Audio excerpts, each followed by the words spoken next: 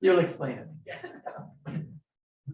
Well, anyway, we're very thankful to Cory Gross. He's our APS president. When we started to deal with this, I don't know what it was, 9 o'clock last. 8 o'clock, 9 o'clock, something like that. It was late, and we got the call and forget she just couldn't do it. So Cory was willing to step in and provide us a little information about it. So this talk is called Paleontologians Prehistory with a big S. His story, right? His story.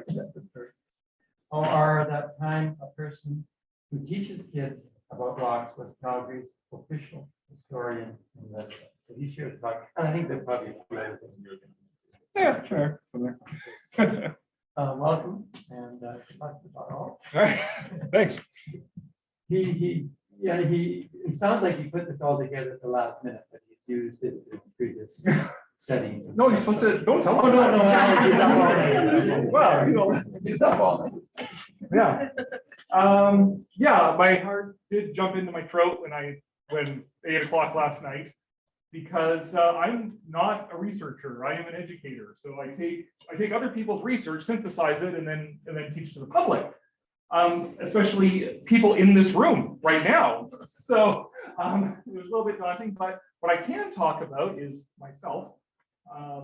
But more so, this is about finding sort of atypical and sort of non-traditional venues for earth science education, and integrating that sort of more holistically into our understanding of our province. So going back to early 2021, I know nobody wants to go back to that, but that's where the story started.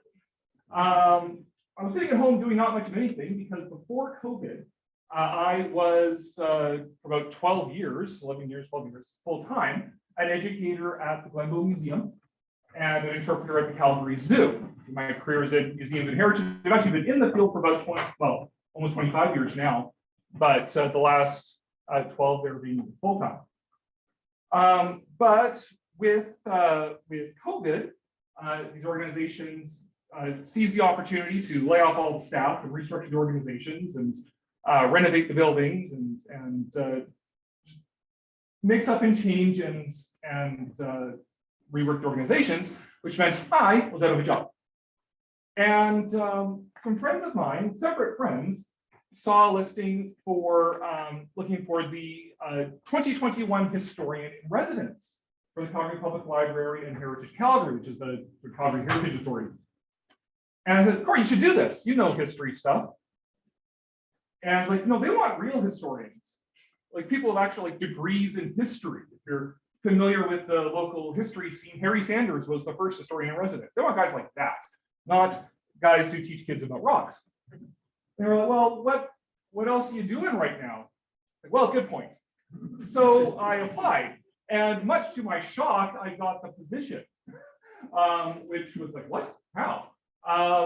Yeah, some background. The Historian in Residence program is a 6-month residency that's a partnership between the Calgary Public Library, particularly their Calgary Story, which is a local history collection, and Heritage Calgary, which brings in researchers and apparently educators to research and consult with the public and just do history things and be really visible to the public and be an ambassador to the public for historical research. And so they picked me, and they let me get away with this photo too, which I'm really impressed by. My wife and I enjoy doing experimental history by hiking around in historical costume and figuring out what works and what doesn't and all that sort of thing. And heritage hikers on Instagram, if you're that curious. So why would they pick me? Well, a guy who talks about rocks and prehistory and so on.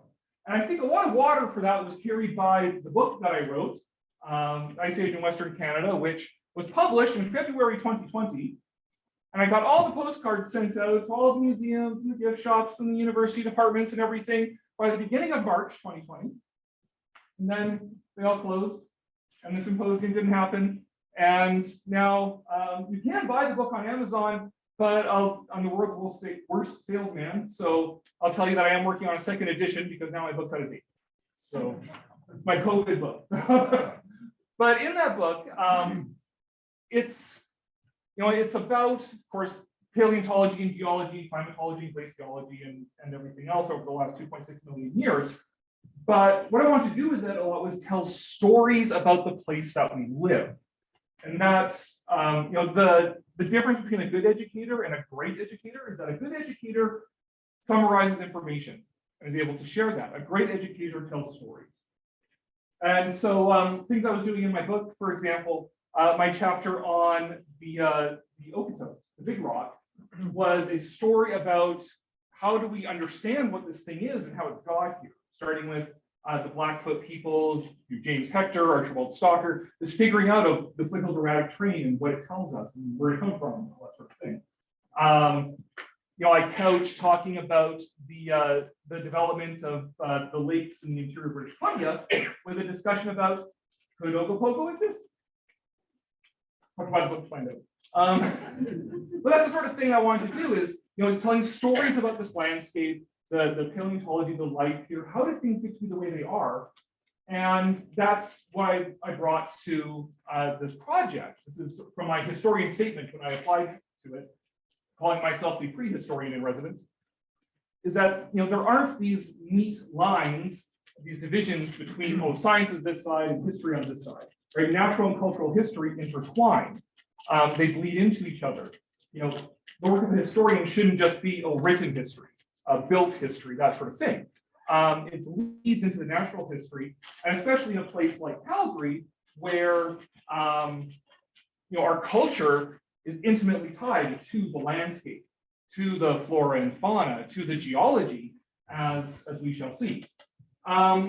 And what I did for that 6 months, I had an office at the Central Library, was public consultation. So part of the job is working with other people in the public who are doing historical research, accessing the collection, having questions about historical stuff, doing public lectures, which during my time was all virtual.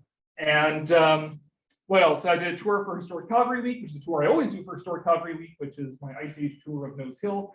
So going up on Nose Hill, an outdoor classroom to talk about, again, the Ice Age, what was living here and so on, writing blog posts, and then doing the final exhibit at the Central Library, which is mainly what I'm going to be talking about. But just to give you an idea of sort of what I was meaning with finding those intersections between natural and cultural history, a part of my project was tracking down where all the old sandstone quarries were here in Calgary. Some of them are very well marked, some of them are not. Realizing as I was going along, just barely scratching the surface of this topic, but at least getting it out there in the public to think about so that people can follow up on that. So of course, here's our historic city hall, which is one of the last buildings built out of sandstone. Give a bit of background. Between around 1886, so right after the Great Fire here in Calgary in 1886, up to about 1915, there was actually a bylaw passed after the Great Fire that you had to build out of non-flammable materials. And the most readily available non-flammable material in Calgary is Pascapoo sandstone. So sandstone from the Scholar, Willow Creek, Pascapoo, and Porcupine Hill formations. And City Hall was one of the last buildings built out of the sandstone and quarried from sandstone almost all over the city. There are about 15 active sandstone quarries throughout Calgary until about 1915, after which there were none. So for various and sundry reasons. So my wife and I, tracking down some of these quarries, like the Lewis quarry here, which was one of the main ones that the rock from City Hall was quarried from, which is along Beddington Creek, along the trail, sort of behind the golf clubhouse. You, unless you knew what a quarry looked for, you wouldn't what to look for as a quarry, you wouldn't know it was there. There's no signage or something like that. So this is sort of like a perfect example of something I wanted to popularize, that people know, like, why is there these weird square cliffs in this hillside? Oh, because that was a quarry. There's the one at top of Edwardy Park as you're driving down off of Sarcee Trail. Just in the bush, you wouldn't know it's there unless you knew it was there.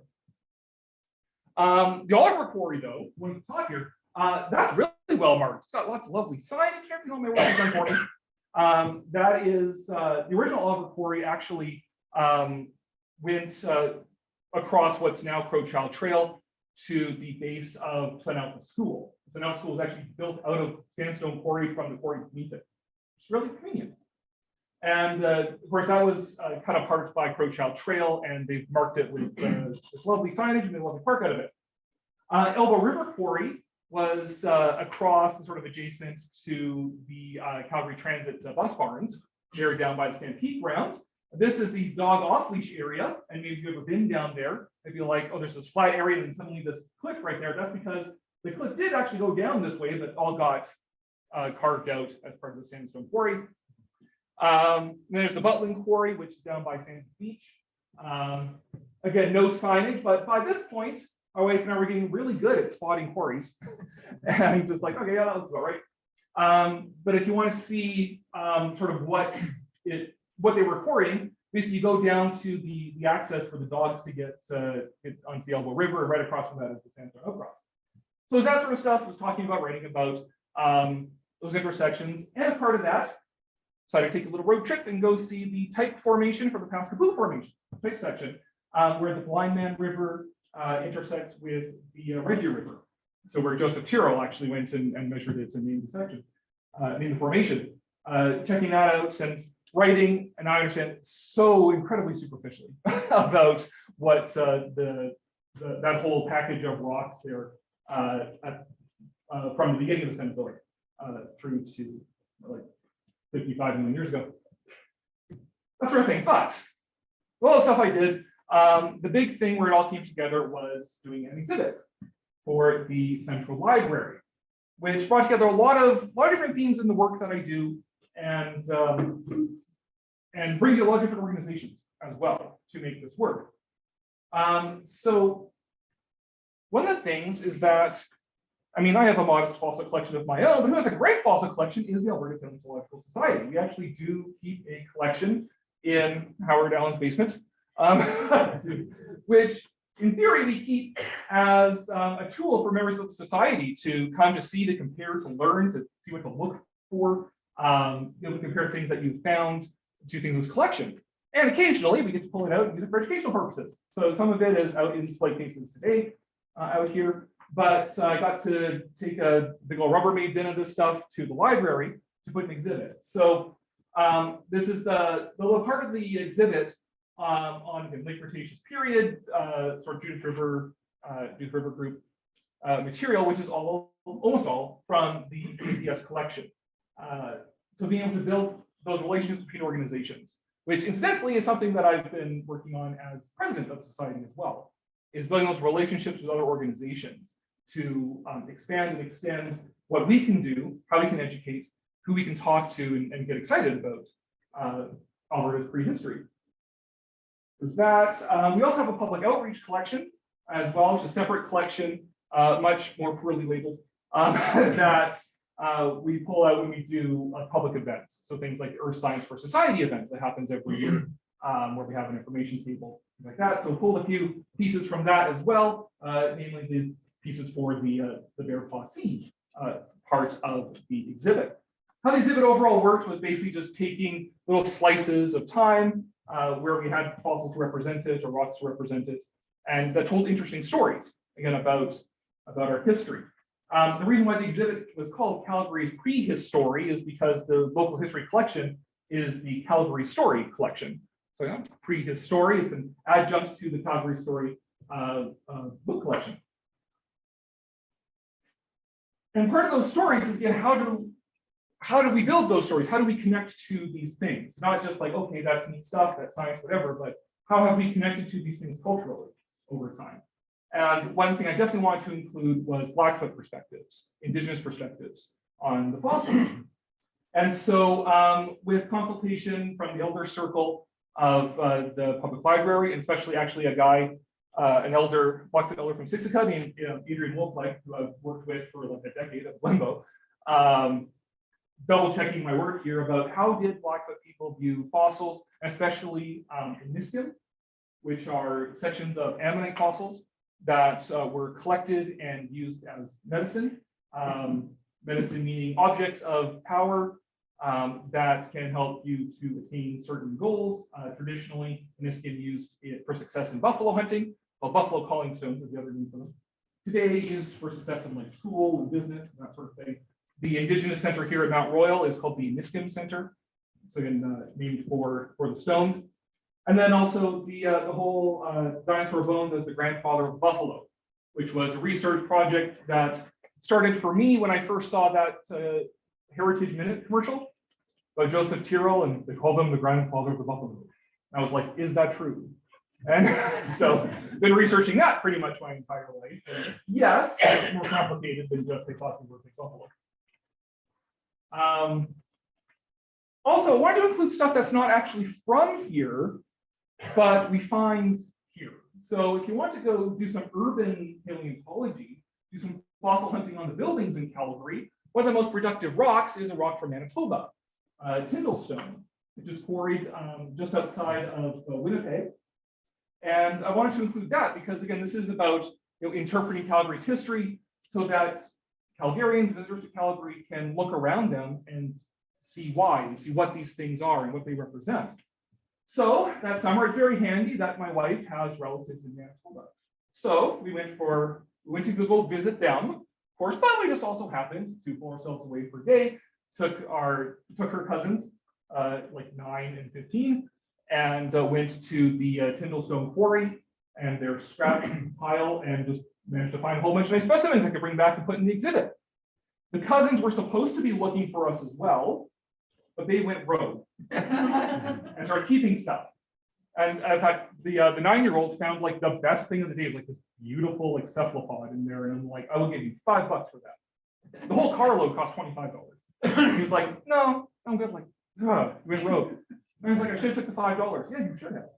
But anyways, so I include that because again, that's relevant to Calgary, to the architecture, to the buildings that we see around us. Another story I wanted to tell was of a unique rock that here in Alberta is one of two places in the world where this rock is found. Down the Crowsnest Pass, there is a volcanic site.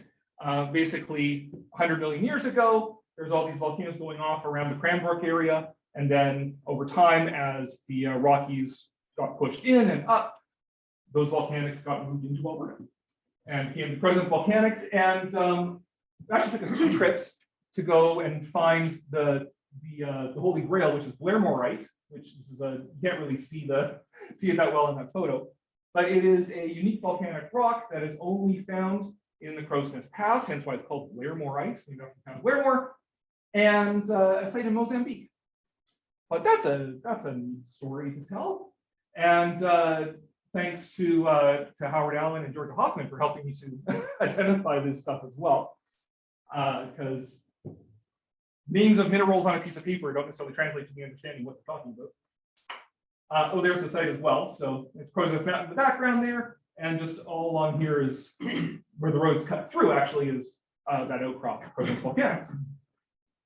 One of the sort of coup de grace of the exhibit, one thing I'm most proud of, is that we were able to recover a piece of the Glenbow Museum for this exhibit. So, of course, the Glenbow Museum, I already sort of alluded to this, has been renovating and restructuring the organization and the building to serve more of an arts focus, which, as the history and science educator, makes me feel good in the future. But knowing that they were ripping apart the galleries, in the oil and gas gallery, in the Alberta history galleries, you might remember they had a copy of, a smaller copy of the Devonian Reef exhibit from the Toronto Museum. And so I asked, like, hey, I'm putting together this exhibit for the library, can I borrow it? And they talked amongst themselves and decided that since it would be too much work to pull it out and to reshape it and fashion it into something that could be loaned out, that they were just going to give it to me. So my wife and I went in one day to pull this thing out of there. They also gave us plexiglass and everything that we needed to box it up. So we took it to my mother-in-law's garage and started work trying to get this thing into something that could be displayed. Oh, that's a shop dog. There we go, helping us out there. getting it together. They also gave us some of like the signs that went with it and some of the like touch these fossil replicas that went with it. So painting up those, fixing everything up into something that could be installed at the library. So that's how that turned out. So very nice, very good. Presently sitting in my mother-in-law's garage. Well, it's only 5 feet by 6 feet by 3.5 feet deep. So, you know, it's what it is. Pull it out on occasion when we actually can. They also gave us some display cases that, having priced these things out, I'm very grateful to them to giving us these, which actually the production team at the Glenbow was very happy about me taking all the stuff as well, because otherwise they said, yeah, the Devonian Reach would have just gone in the dumpster. So, hooray, glad that it could be reclaimed and used for the exhibit. And yeah, this part is on the, of course, past blue sandstone. I think really shows where a lot of these things coming together. Oh, over time. We have a display case from the Glenbow Museum donated to us. Beautiful sycamore leaf from a member of the society. The sequoia leaf from my own collection. Behind the brick here is actually a piece from the APS collection.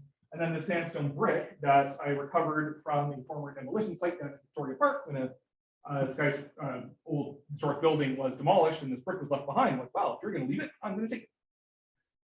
But from a derelict building that has been abandoned, it was considered worthless and old and ugly, whatever, to, you know, piece of honor in this exhibit. But telling that story again about how the sandstone was used here in Calgary to build this city up.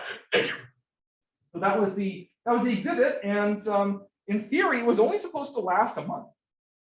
But everyone agreed that putting that much work into an exhibit to last a month was unfortunate. So it kept getting pushed and pushed back until the next historian in residence took over in March of 2022.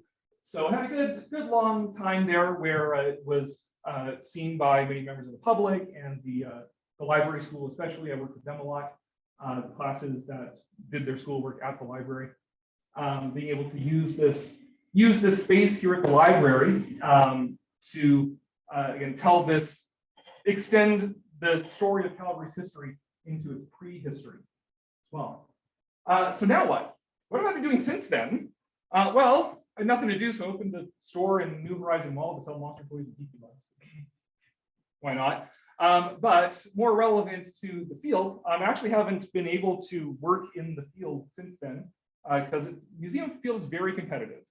And I don't know, I guess, whatever it is, I don't got it. So I've been getting entrepreneurial and trying to make my own opportunities. So I've been started working with like Road Scholar, which is an educational tour company, and Drumheller Rocks, if you know Brent Nolan, and Drumheller, to do geotourism. Also doing work here in Calgary under my, well, it's a trade name, sole proprietorship, Sandstone Prehistoric Safaris, trying to do freelance school programs, geotours, tour guiding, that sort of thing. I'm working on a second edition of my book because the past keeps changing and they keep reclassifying dire wolves and things like that.